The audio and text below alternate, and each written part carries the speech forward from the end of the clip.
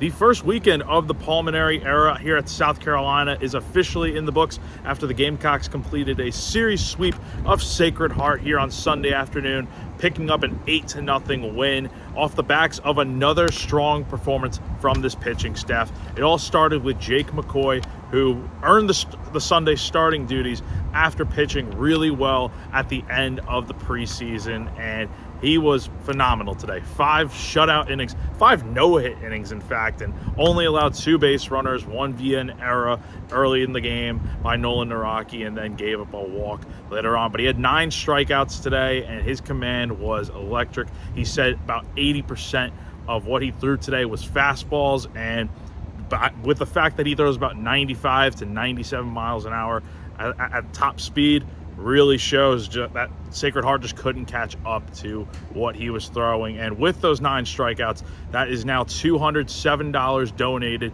to Purple Heart Homes, a part of McCoy's fundraiser, Strikeouts for Veterans. If you're unaware, I've been posting about it all weekend on GamecockCentral.com and on my Twitter. You can find a link there to go ahead, and if you want to get involved in the cause and donate to help out with veterans who need housing assistance and a place to live and all that after they get home from the military and all that, it's definitely appreciated, obviously. And yeah, that's $207 donated today with those 9 strikeouts, $23 per strikeouts, and that's something that McCoy will be doing all season, and something that he told me he hopes to do and plans to do for the rest of his baseball career. But anyway, again, a very stellar day for this pitching staff. After McCoy came out of the game after the 5th inning, and Pulmonary would have liked to keep him out there the entire game with a chance of potentially throw a no-hitter, but since this is opening weekend, you don't want him going, the full distance, especially since he was already at 78 pitches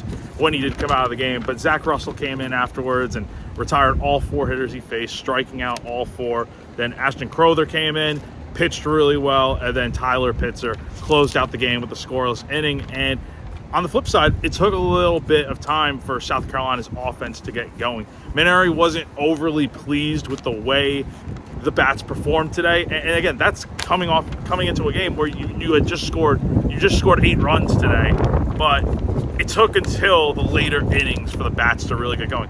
When McCoy was out there, this was a 2-0 game, and you really hadn't gotten a whole lot of production from your offense. But once he came out, once Sacred Heart started making a few mistakes, it led to scoring 6 runs and kind of creating a lot of separation. It started with Blake Jackson ripping an RBI double down the right field line, and then Nathan Hall hit his first home run as a Gamecock, a absolute laser, 113 miles an hour off the bat for a 3-run homer into the left field stands, and a fan even caught it barehanded, which is really impressive considering just how hard that ball was hit.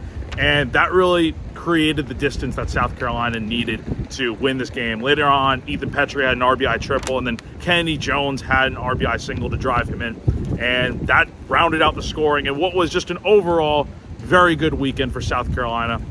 Again, a lot of the success they had this weekend really had to do with this pitching staff. I know coming into the season, a lot of people had concerns that South Carolina doesn't have a frontline SEC starter that maybe everyone knows, but between Matthew Becker, Dylan Eskew, and Jake McCoy, I think South Carolina's got a really good trio of starters. And again, it's one weekend, but considering just how good it was, it leads you to believe this can be a successful year with the pitching staff that you do have, and the pieces out there in the bullpen with 45 strikeouts throughout the weekend. Stuff that you just don't see very often. So the Gamecocks will be back in action on Tuesday afternoon. They'll travel up to Rock Hill, South Carolina to take on the Winthrop Eagles out there at Winthrop Ballpark, and I will be there providing all live updates and coverage throughout that afternoon. Jarvis Evans is supposed to be getting the start on the mound, according to Mainieri. First pitch will be at 4 p.m. on ESPN+. So that is going to do it for now